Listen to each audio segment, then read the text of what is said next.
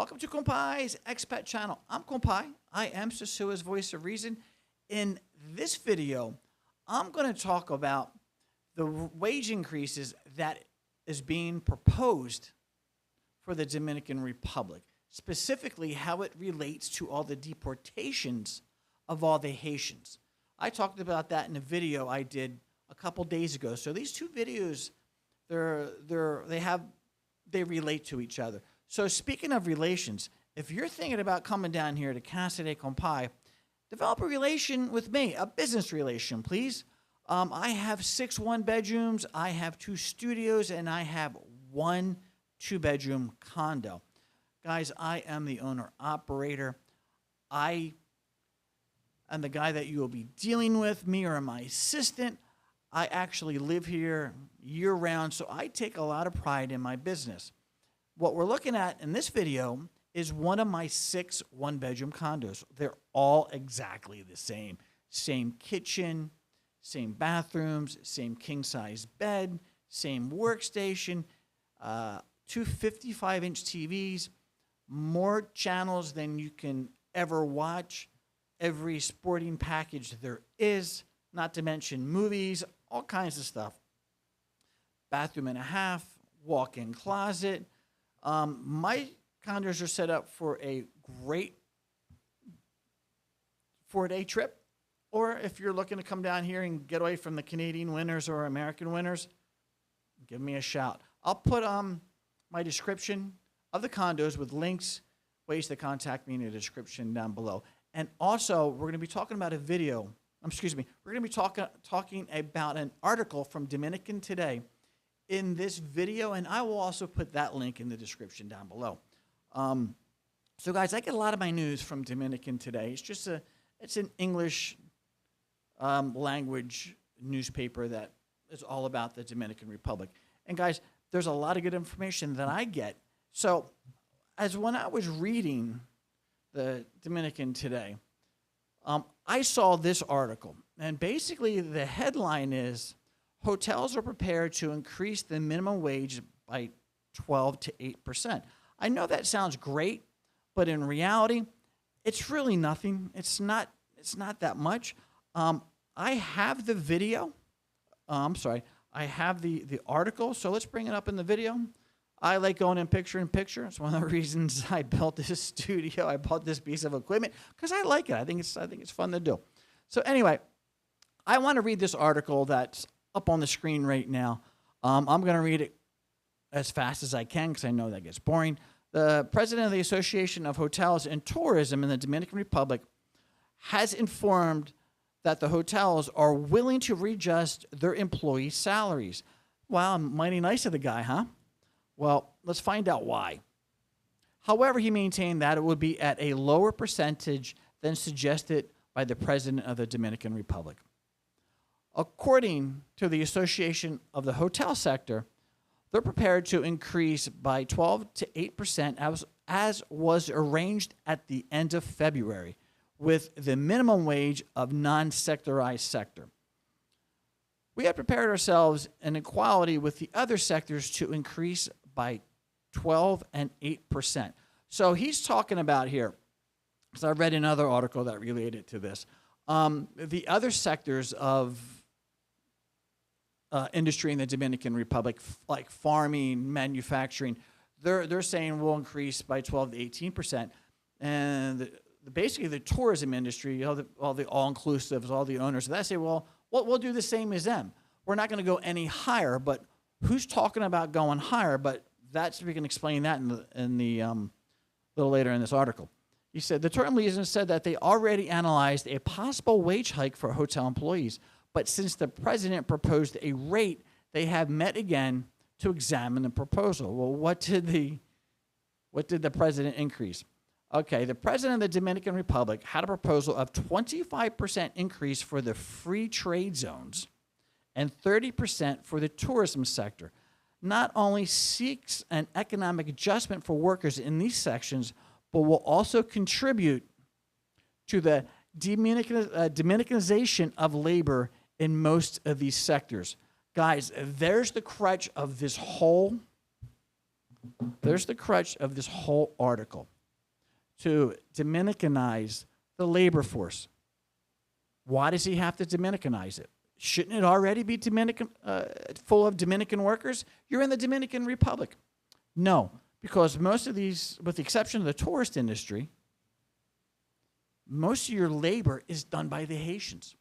Well, if you watch the video that I did before this one came out, I talk about how all the Haitians are getting deported.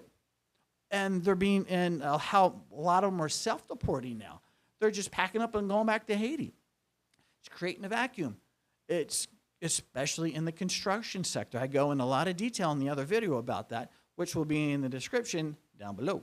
So anyway, he's got to backfill this.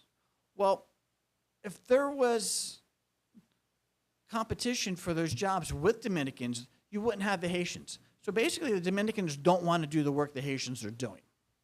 Why is that? Price point. There's not enough pay, and not enough pay for those jobs for the Dominicans to want to do it. I get it. You know, when I was redoing my properties back in New Jersey, it was okay for the Mexicans to come in and take over roofing.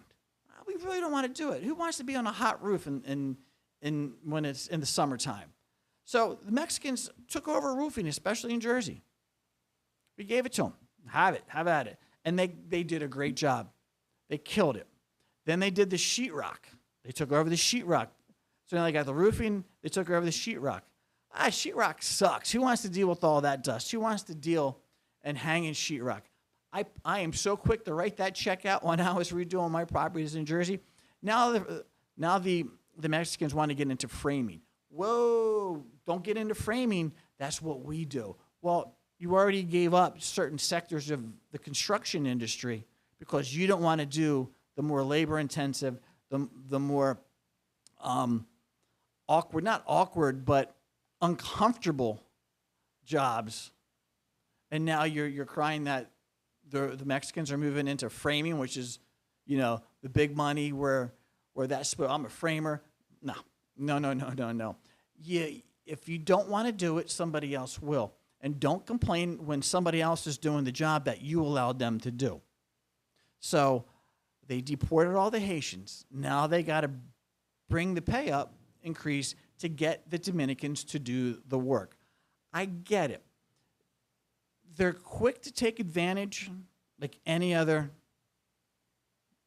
I don't want to say the word capitalist, but, and you know, it's the whole goal is to get your labor costs down. That's why America offshored all its jobs to China, because it was cheaper, increased the profit margin for the companies. They do the same thing here. I had a whole large crew of Haitians who built Casa de Compai. My engineer, who was also ran the construction, that's who he hired, and they worked their ass off, and I see them today. And it's always, hey, Compai, how you doing? Good to see you, blah, blah, blah, blah, blah. And I have a great rapport with them because I treated them correctly. You have to do that. So when you deport the Haitians are the backbone of the workforce of this country. So now they're going to pay the Dominicans more to backfill it. That's what this article is about. That's what's coming down the road. Yeah, it's going to create some inflation internally, as it should, as it will. You know, it's just economics. But it really won't affect you, the tourist, because the prices for rentals are not going to be affected. The restaurants and bars, the competition's just too much for them to go too expensive on their price point for beer and food. You know, obviously some places are more expensive than others, but across the board, they can't all raise their prices equally. It's not like the suppliers raising the price of Presidente. So you're not going to see it there. Who's going to see it? The people who want to build something. They're the ones who are going to see it because the price of construction is going up. And I can tell you this firsthand. What used to cost me 1,000 pesos for my plumber to come in and do something real quick, now it's 2,000. My guy that would fix my generator, he's doubled. So My AC guys, they doubled. So things have really gotten more expensive, and they're going to get more expensive. And hopefully it will be a plus. And I think it will be a plus, because if we can get middle income jobs back in the construction sector, in the free trade zones, maybe the guys won't want to ride a moto to make money. Maybe, the standard of living will be increased, and people will just have more spendable incomes. They will just have a more comfortable way of life. We want the same thing as they do, and they want the same thing that we want. Everybody's the same. Everybody wants a nice, comfortable, peaceful life. And you know where that starts? That starts being able to provide for yourself in a stable way. Having enough money to pay your rent, buy your food, if God forbid somebody gets sick, being able to take care of that. So I think it's a good thing. I think it's going to upset a lot of people that you won't run into as a tourist, but people that I talk to, people that I do business with. Will it affect me? I am in the tourist industry. I have a license from the Ministry of Tourism to do my business. I have 2 RNC numbers, which are 2 company numbers that I pay taxes on. I'm already paying my employees well above the minimum wage. That's why I have Augustine, who's been working 8 years with me. His wife, Rosa, my maid, has been 5 years. And I don't think Indiana's going anywhere anytime soon. And with that being said, I am a bear at times. I am that boss. You do it my way. This is how I want it done. This is our standard. You have to do what I say. It's follow the system. The system works. And getting everybody on board to that is hard. But when they know they're respected, when they know they're being paid correctly for their work, it makes implementing things easier. I'm not saying, I don't have disagreements with the people that work for me. I do. And sometimes they're pretty intense. But at the end of the day, they know I appreciate the work they do, and I believe they appreciate the job I provide. It has to be equal. And that was the problem in the past, was the pay wasn't equal to the labor that was being put out. So guys, let's see what happens. But how about you give me a little labor and a little bit of love and hit the subscribe button, give me a like, share my platform, because most of the people who watch my platform are not subscribed. People just don't subscribe. I do appreciate everybody who stays at Casa de Compai. I appreciate everybody who watches Compai's expat channel. I enjoy doing the channel. I want to bring people positive information that's realistic. So guys, always remember, keep private personal and personal private. Peace out.